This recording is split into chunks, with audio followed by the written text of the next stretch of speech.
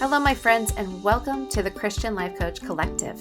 You're invited to this table with others on the same journey to becoming a great coach with a strong foundation, no matter what type of coaching you're called to. I've lived a lot of my life full of doubt and confusion about my purpose. I didn't know if my broken and messy story could be used by God, but I did know I wanted to find a way to serve Him and others while making money. In fact, I had no idea what life coaching even was, and I just thought it sounded kind of silly. But as I pressed into what God was calling me to, He was faithful to make the path clear to me, and now I love my life as a coach. In this podcast, you'll learn more about your calling as a coach, whether you've been doing it for a bit or just starting to think about it. You'll hear experts and coaching examples and learn new strategies and tools, and so much more. I'm Laura Malone, and I'm honored to guide you in your coach calling, and together, we can pursue wholeheartedness for both you and your clients with the help of Holy Spirit.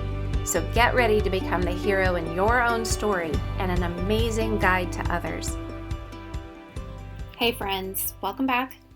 Today's episode is an answer to a listener question, but first I want to read a review from a listener whose nickname is, quote, good but needs more features, quote, end quote.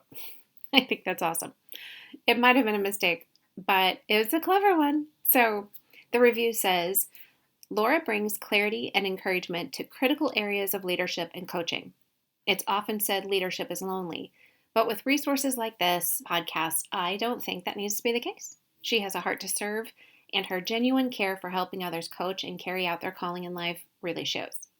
Well, I thank you very much, and I say that you are good without any more features, my friend. And I love that you can hear my heart in this show to help you in your coach calling, and that just really thrills me. So thanks for leaving a review.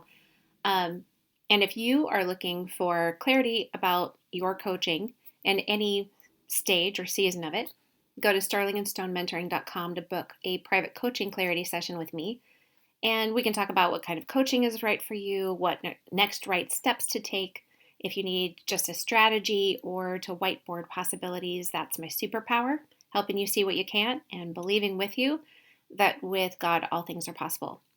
Also, if you leave a review anytime in April, I'll be rewarding a randomly chosen reviewer with their choice of an Amazon gift card or a private coaching session with me. So go to the show notes in your iTunes, your Apple Podcast app, scroll down to where it says write a review, and make sure your name is in there somehow.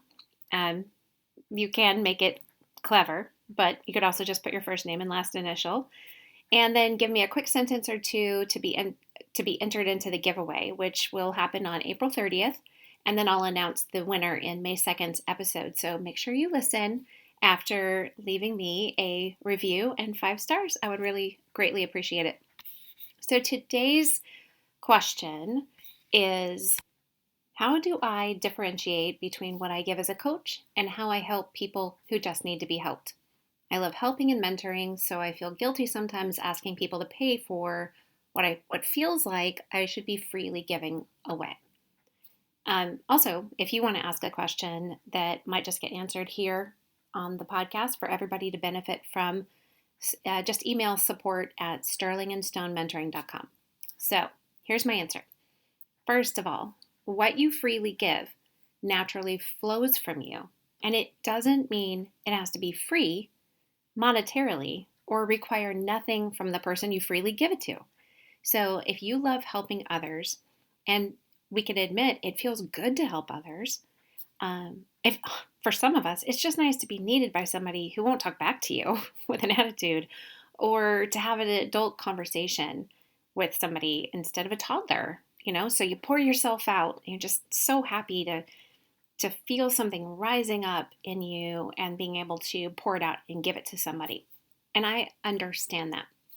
There is a great value to becoming a mentor or just helping the one in front of you. The difference is that if you don't have a business and you love giving advice or being a listening ear, that's fine. Once you step into coaching, however, you're not just a person in front of a friend anymore. You're a business owner. You have bills to pay, a website to build, taxes. You love helping people, but does it trump how much you love building your business and getting paid, paying off your credit card, taking your kids clothes shopping, buying a much needed kitchen table to replace the broken rickety one? When you give yourself and your business the focus they deserve and place value on it, your love of helping others doesn't go away or lessen any. Instead, you find that it drives all that you do in your business. It makes you great at what you do, and it helps you succeed and get results for your clients. So, as an entrepreneur, you have to develop a new mindset, because if you're a coach, you're getting paid to be a guide. If you don't get paid, then you might be doing the work of a coach, but you're not going to call yourself a coach. You're going to call yourself a friend or a mentor or the really great guy at church who's always really helpful if you catch him after he gets his first coffee. So, you're giving advice to people randomly. And as a coach, you're strategic about your questions and your guidance and the results that you're both looking for. As a friend, especially as a benevolent, Jesus-loving friend, you might be randomly sought out, randomly available, but you don't get paid in anything but side hugs on Sunday morning. So if that's working for you, keep doing it. It's a great thing. Everybody loves you for it, and you're probably feeling some sense of fulfillment. Don't put yourself in the position of being a coach, starting your own business, if that's where you're comfortable and that's where you want to stay. Leave yourself in the situation that gives you the ability to freely mentor others and randomly give advice when you are sought out. So that's cheaper for you, and it doesn't require you having strategy or goals, results, or building a business. Building a business takes something completely different in addition to becoming a good coach, okay? If you actually want to be there when somebody reaches their goal, though, or when that light comes on in their eyes, when they overcome their struggle, then you need a coaching strategy, foundation, and platform that helps you help others. It's not random, it's intentional. And this is a major difference between being the helpful, advice giving, path paving, randomly available person at work, in the neighborhood, at church, at your kid's school, that everybody knows they can pull from. So you don't get to see them walk a path and succeed. You don't get any credit, which is fine, but you will have poured yourself out and not end up fulfilled with like the success and the results of obtaining something, becoming something, growing somehow. You won't see the transformation. And then because you're pouring yourself out and not being fulfilled with that satisfaction, it'll reflect in your life one way or the other. So if you want to be your own boss, make money, see people get results, and help them achieve a fuller purpose as their coach, you'll need to put a dollar sign on what you offer. You likely have spent years helping people in one way or the other, but now you actually have to say, I'm an entrepreneur, I'm a coach, and this is what I've chosen to do. I'm investing in myself, I'm going to invest in you, and it does cost money. Like all the things that you spend your money on and you use to invest in you, I mean, people are out there spending a lot of money at Starbucks and Clean Juice and Orange Theory and everywhere. People go spend money all the time. You as a coach you have a platform to invite people to spend money on investing into themselves. It is one of my favorite things that I get to do is invite you to have a strategy and a plan of investment and growth. I can't imagine doing anything else with the rest of my life. So here's what I want you to think about. Imagine you were just hired at Outback Steakhouse. You're a server, and you bring every table a basket of free, fresh-baked honey wheat bread. Some people ask for honey butter, and then you obligingly go into the kitchen and make it by mixing the whipped butter with honey yourself. Then they eat their bloomin' onion for an appetizer, their house salad, a 10-ounce sirloin, a baked potato with everything on it. And then some people ask for steak sauce, and that hurts your heart, but whatever, you get on it. And then Maybe they get a chocolate thunder from Down Under to wrap it up, and then they calculate 18% on, say, $75 meal. You go home with some cash in your pocket. You never see those people again. You work 4 days a week, randomly pick up shifts, wonder when your full-time rest of the life job is going to appear in front of you. You don't have a lot of ownership in this job. You don't expect to stay here.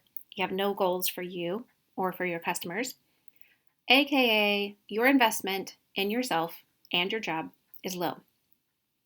Now, imagine you just opened a high-end restaurant with money that you've borrowed and you pay interest on, okay?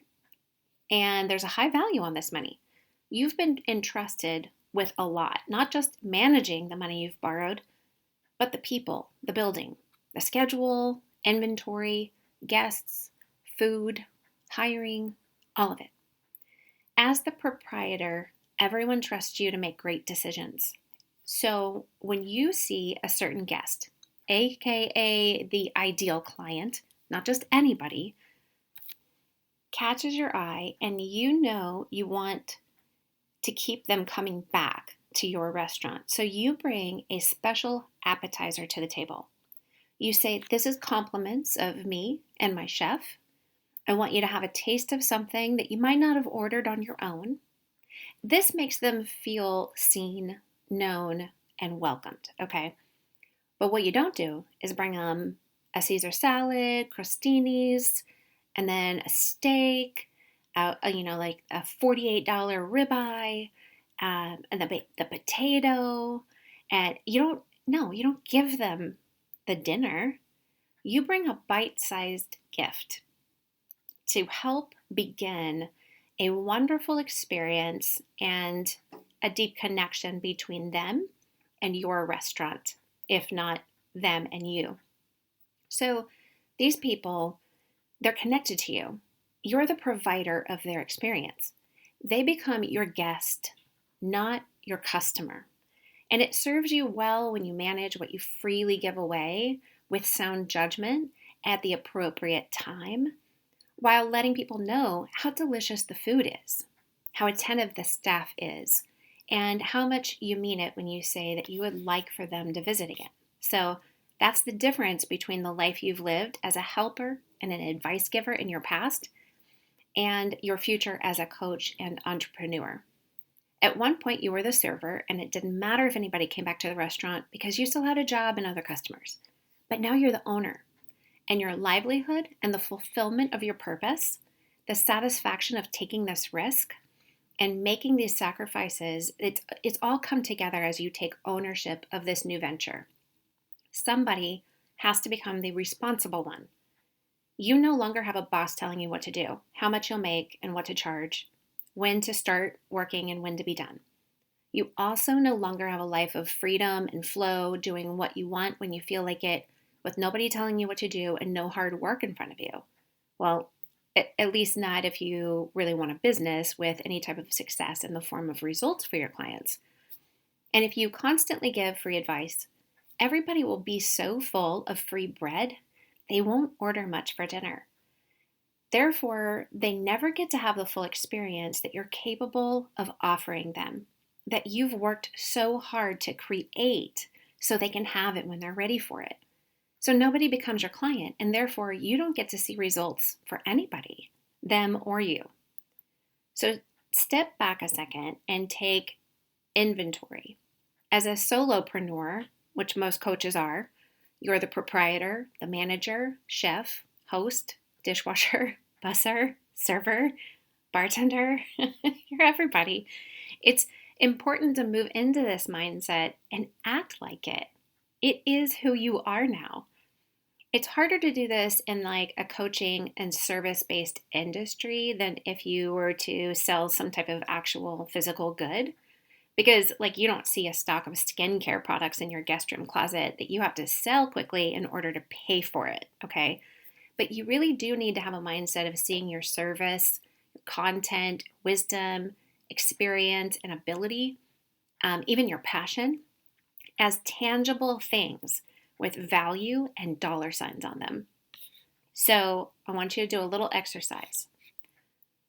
Write down what you would do with a paycheck from a coaching practice.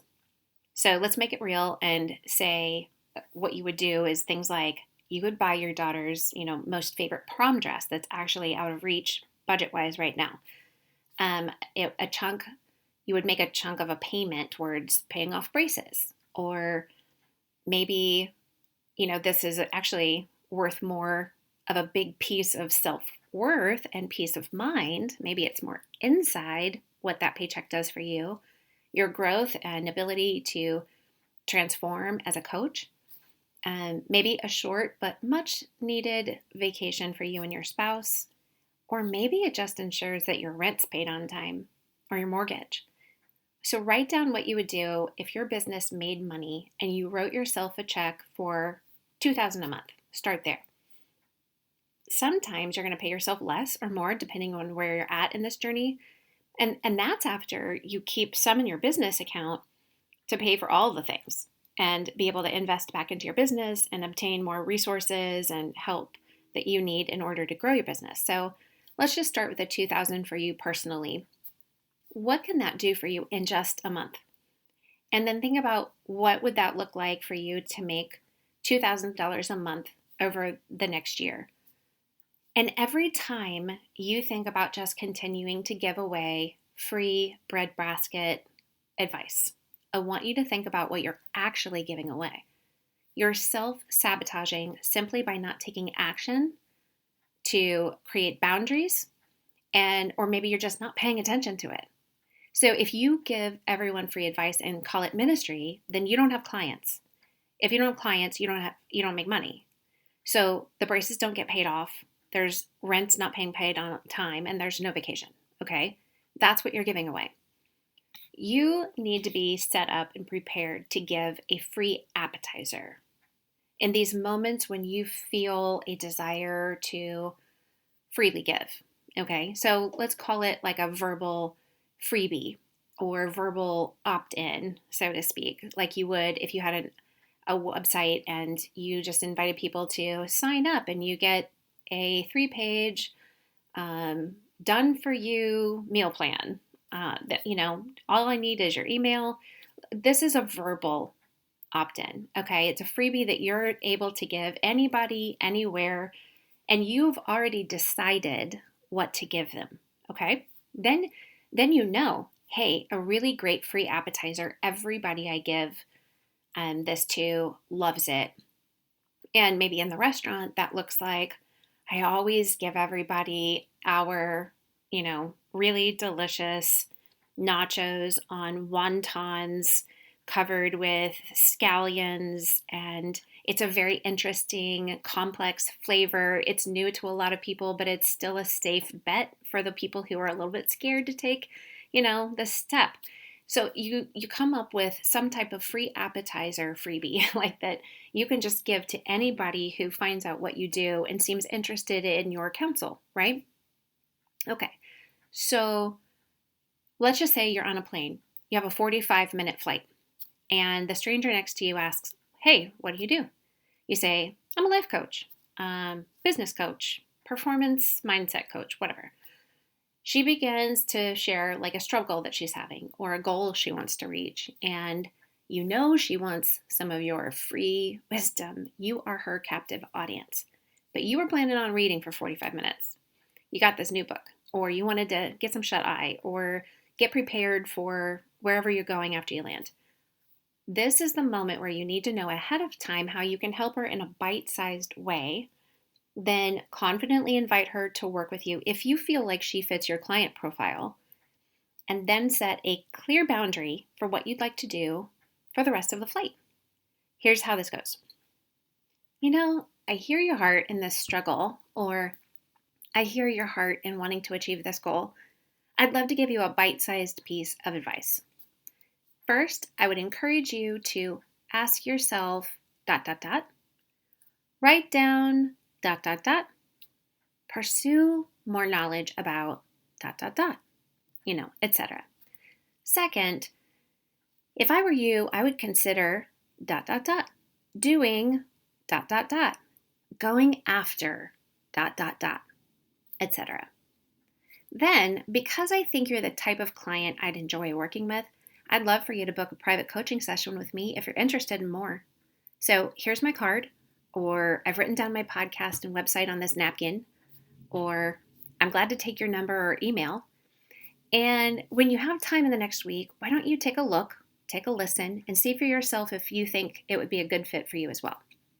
I do have some things I need to prepare for on my trip while we're in flight, or I'm really looking forward to reading this book during our flight. So how about you think about this over the next half hour, and before we part ways later, you can share your thoughts with me.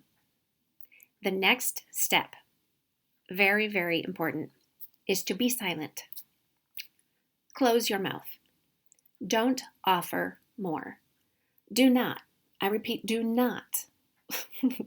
You've had habits for years that you need to break right here. Do not give them a steak to enjoy on this flight. Here's what happens when you do that. You reinforce that you are not worth being paid for all that you carry, all that God called you to, not only to her, but to yourself. You're telling your brain, you don't deserve to get paid for this. This stranger deserves 45 minutes free service more than I deserve this one moment I was really looking forward to since I pour myself out all of the rest of the day. You also end up with the potential to become bitter that you're always helping everybody else out without the mutual respect and compensation for yourself. So that's on you. You do it to yourself when you have no boundaries, or you say that you set boundaries but then you don't hold them, or you simply stay apathetic to your situation and then you become a victim instead of a hero. And if you don't stand up to be the hero in your own story, you can't be a guide to others. Victims don't make good guides. They take the wrong roads. Would you want to follow somebody or walk with them if they operate from victimhood? Or would you want your coach to show up as a hero in their own story so that you feel really confident about trusting their guidance?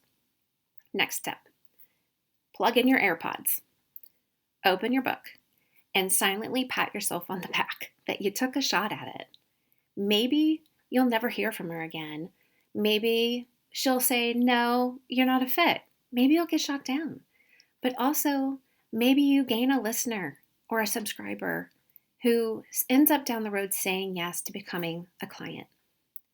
Take yourself seriously. It's a process to start taking yourself seriously, honestly, but it's part of it in order to begin taking ownership of what you carry that you're selling.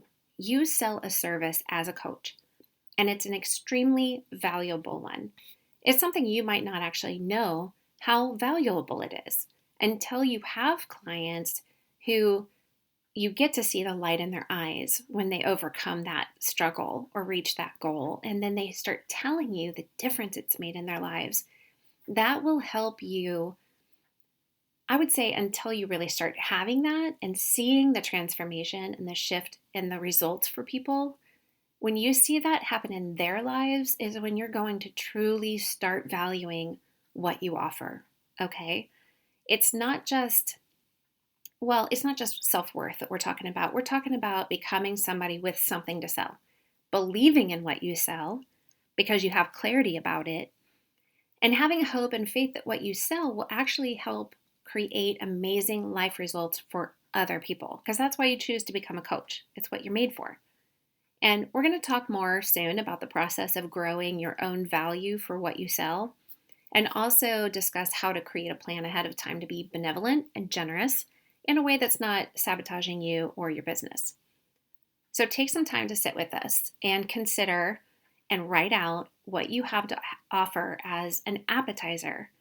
If you could whittle down everything to one core foundation, something that would help everybody in front of you who is your ideal client, what would it be? Because remember, you don't have to offer free appetizers to people who are out for Taco Tuesday and you run a seafood restaurant. They're not your ideal client. They're not actually there. They're not the customer that you need to serve right now. Save your time and your energy for the people who are right for you, okay? Come up with the one thing. And it'll transform over time. Maybe it'll get worked out. You start with something and see how it goes. It's okay to test and try. For me, it's the Pearl practice. It solves 1,000 things and gets immediate results for my clients every single time. For more on that, you can stay tuned for future episodes and also listen to where I introduce it in episode number 6. So what do you have to say to the one that's in front of you that is a morsel that makes them hungry for more of what you can serve? Also, are you all in at this point? Are you fully invested in becoming a Christian life coach and serving God and others and being a faithful steward with your tent-making gift at the same time? This means becoming a coach that either pursues some type of job where you can be a life coach under somebody else's business or ministry, or you have to become an entrepreneur and start your own coaching business. If you're not, then I highly recommend that you spend more time praying about it and asking the Lord just to help you see more clearly on your path forward. Maybe it's the right calling, but the wrong season.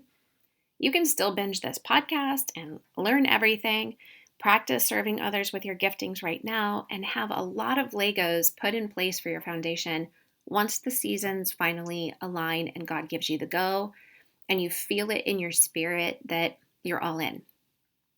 Pray for God to just renew your mind, that wherever it's out of alignment with His purpose and calling on your life, His will for this season, and just the narrative beliefs that don't align with His truth for you are let Him show you. He has great plans for you, and He's faithful to bring all of them to completion and equip you for them. And He is super pumped that you want to partner in co-creating your story with Him to rise up, be the hero, and work with Him in being the guide to others. He wants to do that with you. I'm really excited about it for you, and I can tell you, it's what I live for. I wake up thinking I cannot wait to serve my people. I can't wait to see transformation in their lives. I can't wait to help them build their business and have the strongest foundation possible to work from. I love it. And when you find that sweet spot, that tessitura spot, that's the range of it's the range of notes that a singer has that is their sweet spot. Okay, if your sweet spot is not found when you in singing the national anthem, you don't get invited to sing the national anthem. You have to be a singer whose sweet spot is those particular notes that give you goosebumps when you listen to the national anthem being sung at the Super Bowl or something. Those are the people who get invited because they found that their sweet spot is found in that song. When you discover your tessitura, you will wake up every morning energized and passionate. So some of you are going to say I'm just that overall is just being a coach to me. Some of you know that you're a coach, but you're looking for more specific niche areas to find the sweet spot inside of coaching. And again, I encourage you and ask you even to email support@sterlingandstonementoring.com and shoot me all of your questions. Let me help you. And by being able to answer those questions on the podcast, I can help a lot of other people who are thinking and wondering and worrying about the same things. So I hope you have a great day. I hope this has blessed you, and I'll talk to you next time. And just to end, I bless you, your calling, and your coaching. And if you've loved any of this content, my favorite form of thanks is a written review over on Apple Podcasts. It'll only take you 30 seconds, and I would so appreciate it.